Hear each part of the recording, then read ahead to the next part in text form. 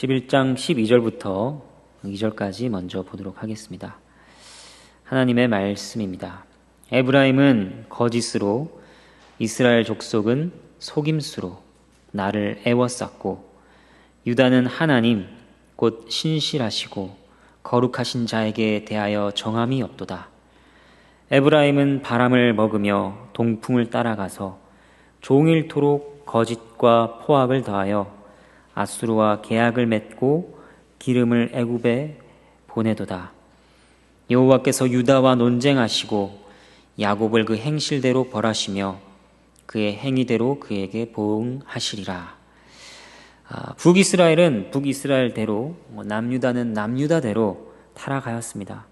먼저 북이스라엘을 보도록 하겠습니다. 11장 12절을 보면 에브라임, 즉 북이스라엘에는 거짓과 속임수가 있었다고 합니다.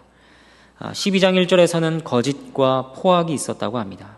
그리고 하나님 대신 아수르와 애굽을 의지했던 죄가 북이스라엘에 있었습니다. 그들에 대해 비유하시기를 바람을 먹고 동풍을 따라갔다고 하십니다. 바람을 먹는 것은 무엇일까요? 바람을 먹으면 맛이 느껴지지 않습니다. 배가 부르지도 않죠. 공기로 헛배만 부를지 모르겠습니다만 사실 아무것도 아닌 것이죠. 북이스라엘의 거짓된 삶이란 그처럼 허망한 것으로 자신들을 채우는 것임을 말씀하시는 것이었습니다. 그리고 동풍을 따라간다 했을 때 동풍은 팔레스타인 동쪽 지역에서 불어오는 바람을 의미합니다. 이 바람은 매우 건조하고 뜨거웠습니다. 식물들을 태워 죽이는 것으로 유명했죠. 그들이 어리석어서 스스로 파괴와 파멸을 따라갔다고 말씀하십니다. 남유다는 어땠을까요? 그들은 북이스라엘의 상태를 보며 스스로 괜찮다 생각했습니다. 성전이 있었고 하나님께 제사도 드리고 자신들은 북이스라엘과는 다르다고 생각했습니다. 하지만 하나님의 진단은 무엇입니까? 12절 말씀을 보면 하나님께 대하여 정함이 없다고 하십니다. 마음을 정하지 않고 이리저리 요동치며 방황하고 있다는 뜻입니다. 이러한 북이스라엘과 남유다에 대한 모습은 죄인들의 특징이 무엇인지를 보여주고 있습니다. 죄인의 특징은 거짓됨이죠. 헛됨입니다. 허망한 것으로 자신을 채우려고 합니다. 헛된 것을 의지합니다. 이 길이 옳다고 하며 어리석은 자들이 다른 어리석은 자들을 속입니다. 포악하고 스스로 파멸을 초래합니다. 또 죄인의 특징은 무엇인가? 마음에 정함 없이 여기 기웃 저기 기웃한다는 것입니다. 하나님을 붙잡고 있는 것처럼 흉내는 냅니다. 하지만 실상은 다른 것을 함께 움켜쥐고는 괜찮다고 자기 기만에 빠지는 것이죠. 이러한 죄인들에 대하여 하나님께서는 그 행실대로 벌하고 보응하겠다고 하십니다. 3절부터 6절까지 하나님의 말씀입니다. 야곱은 모태에서 그의 형의 발 뒤꿈치를 잡았고 또 힘으로는 하나님과 겨루되 천사와 겨루어 이기고 울며 그에게 간구하였으며 하나님은 베델에서 그를 만나셨고 거기에서 우리에게 말씀하셨나니 여호와는 만군의 하나님이시라. 여호와는 그를 기억하게 하는 이름이니라. 그런즉 너의 하나님께로 돌아와서 인애와 정의를 지키며 항상 너희 하나님을 바랄지니라. 갑자기 야곱에 대한 이야기가 나옵니다. 이것은 그들의 부패한 성품이 그들의 조상인 야곱과 닮았기 때문입니다. 하나님께서는 조상 야곱과 비교하며 그들에게 교훈을 전하고 계십니다. 참으로 야곱의 특징은 속이는 자라는 것이었습니다. 3절을 보면 모태에서 그의 형의 발 뒤꿈치를 잡았다고 합니다.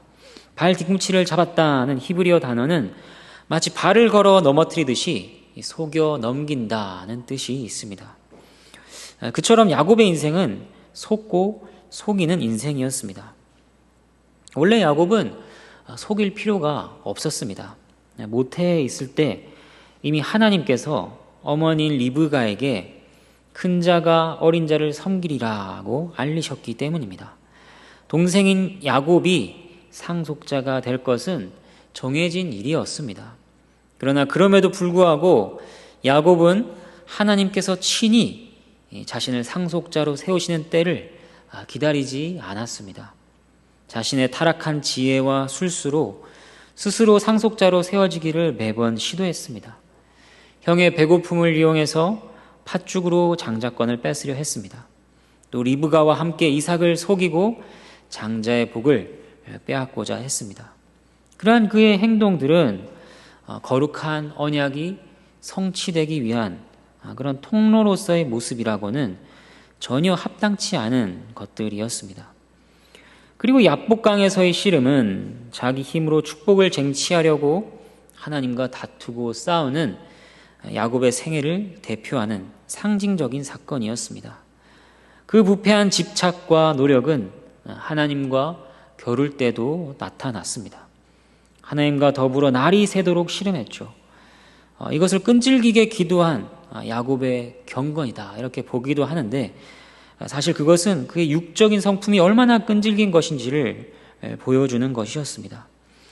씨름의 결과는 어땠습니까? 누가 봐도 분명한 야곱의 패배였습니다. 천사는 야곱의 허벅지 관절을 쳐서 야곱을 완전히 무력하게 만들었죠. 집요하게 자기 힘으로 하나님과 겨루려는 것이 헛되고 무의미한 것임을 가르치신 것이었습니다. 그리고 그 다음이 중요합니다. 무력하여 전혀 힘을 쓸 수 없게 된 야곱이 어떻게 했습니까? 울면서 천사에게 은혜를 간구했습니다. 하나님과 겨루어 쟁취하려던 모습이 변했습니다. 자기 힘으로 이루려던 교만과 자기 신뢰가 부서졌습니다. 오직 자신의 죄악을 고백하고 하나님의 긍휼과 은혜를 구함으로써만 그 복을 얻을 수 있음을 깨달은 것이죠. 그러한 그에게 하나님께서는 네가 하나님과 사람과 겨루어 이겼다고 하셨습니다. 매우 역설적이죠. 역설적입니다. 세상에서는 모든 것을 포기하고 긍휼과 은혜를 울며 간구하는 것은 패배자의 모습입니다. 하지만 하나님의 나라에서는 그것이 이긴 자의 모습이라고 하십니다. 자기 힘으로 사는 것이 무너지고 하나님의 은혜만을 의지하여 사는 것입니다. 속이는 이스라엘, 정함이 없는 유다, 그들에게 이 이야기를 하시는 것은 무엇일까요? 조상 야곱을 들어 하나님께서 말씀하시고자 하는 것은 이것이었습니다. 너희 조상 야곱도 똑같았다. 그도 속이는 자였다. 그런데 그는 결국 나의 주권을 인정하며 나에게 은혜를 울며 간구하였다. 너희는 어떠하냐? 너희는 왜 너희 힘과 지혜로 해결하려고 하느냐?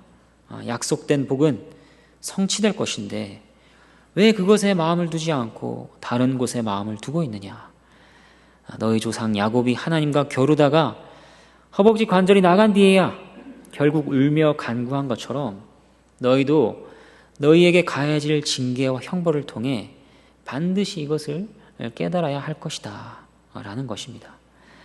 그러면서 하나님께서는 베델에서부터 야곱에게 계속하여 말씀해 오셨던 당신의 어떠하심을 백성들에게 다시 말씀하십니다. 5절 말씀을 보면 여호와는 만군의 하나님이시라, 특별히 그를 기억하게 하는 이름으로 여호와라 말씀하십니다. 여호와는 절대적인 주권과 자유가 있는 분이심을 떠올리게 하는 이름입니다. 주권적으로 스스로 결정하시며 그 외에 다른 것들에 의해 제한을 받거나 영향을 받는 분이 아니라는 것이죠. 그리고 거기에 더해 여호와란 그분께서 언약의 자비를 그 백성들에게 베푸신다. 전능하신 능력으로 그들과 교제를 시작하심으로 그들을 죄에서 구속하시는 하나님이라 하는 것을 알려주는 이름이 바로 여호와입니다. 너희는 그러한 하나님의 백성이니 마땅히 인애와 정의를 지키며 항상 그를 바랄 것이라 이렇게 말씀하십니다. 7절부터 9절 말씀을 보도록 하겠습니다. 그는 상인이라 손에 거짓 저울을 가지고 속이기를 좋아하는도다. 에브라임이 말하기를 나는 실로 부자라. 내가 재물을 얻었는데 내가 수고한 모든 것 중에서 죄라 할 만한 불의를 내게서 찾아낼 자 없으리라 하거니와 내가 애굽 땅에 있을 때부터 나는 내 하나님 여호와니라. 내가 너로 다시 장막에 거주하게 하기를 명절날에 하던 것 같게 하리라. 다시 그들의 죄악을 말씀하십니다. 그들은 불의로 재물을 얻었습니다. 그런데 그것이 전혀 문제가 없다 자신했습니다. 하지만 하나님께서는 그 속내를 다 보고 계셨습니다. 장막절에 장막에서 절기를 지키는데 이제 절기와 의식으로서가 아니라 진짜 다시 광야로 보내서 장막에서 지내도록 하겠다. 땅에서 쫓아내버리겠다 말씀하십니다.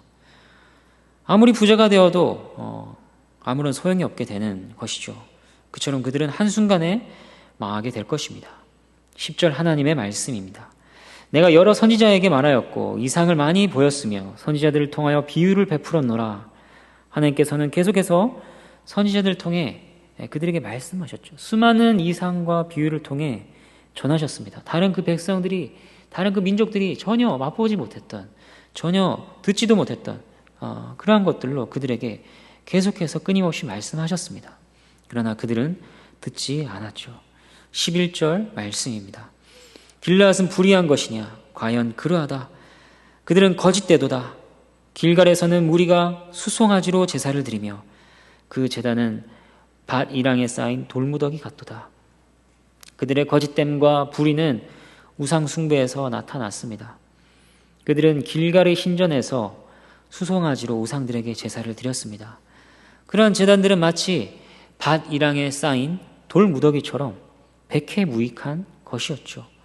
12절과 13절 하나님의 말씀입니다. 야곱이 아람의 들로 도망하였으며 이스라엘이 아내를 얻기 위하여 사람을 섬기며 아내를 얻기 위하여 양을 쳤고 여호와께서는 한 선지자로 이스라엘을 애굽에서 인도하여 내셨고 이스라엘이 한 선지자로 보호받았거늘. 야곱의 이야기가 다시 반복되고 있습니다. 이 역시 속고 속이는 가운데 야곱이 고생했던 사연을 담고 있습니다. 형 에서를 피해 도망가며 노숙했고 라헬을 얻기 위해 오랜 시간을 고생했습니다. 그러나 하나님은 어떤 분이신가? 선지자 모세를 보내셔서 신실하게 백성과의 언약을 지키셨다는 것이죠. 사람의 집착과 하나님의 신실하심이 대조되고 있습니다. 또 사람의 실패와 하나님의 성취가 대조되고 있습니다. 14절 하나님의 말씀입니다. 에브라임이 경노하게 함이 극심하였으니 그의 주께서 그의 피로 그의 위에 머물러 있게 하시며 그의 수치를 그에게 돌리시리라. 하나님께서는 신실하셨으나 그들은 배은망덕하여 하나님을 경노하게 했습니다. 그러므로 그들은 피와 수치를 뒤집어 쓰게 될 것입니다. 이제 말씀을 정리하도록 하겠습니다. 오늘 말씀의 큰 구조를 생각해 보면 이렇습니다. 하나님 백성의 죄악과 그에 대한 보응에 대한 이야기가 나옵니다. 그리고 야곱의 이야기가 들어가 있습니다. 다시 백성의 죄악과 보응에 대해서 말씀하고 계십니다.